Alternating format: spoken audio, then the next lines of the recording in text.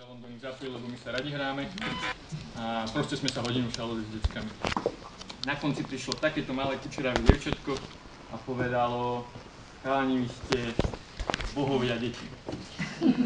A je to veľmi silné a až to dušu tak pohľadí, lebo to dievčatko to vyjadrilo najlepšie, ako vedelo a hlavne úprimne. Alebo iný príklad, ktorý je pre nás taký, no, toho by sa našlo. Ale mal som veľa, už dám iba jeden.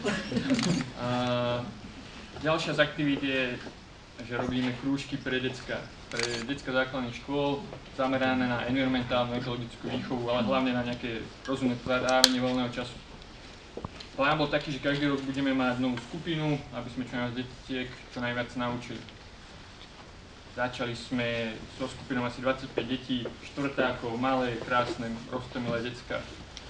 A ďalší rok sa zbúrili a nechceli skončiť, chceli sme chodiť znova. Budem napínať, prešlo 7 rokov, sú vysokí ako my. Stále ich to baví, stále chodia na naše akcie. Pár dní dozadu povedali, že pondelok je ich najobľúbenejší deň, lebo za tých 7 rokov každý pondelok boli na našom krúžku a mám z toho radosť.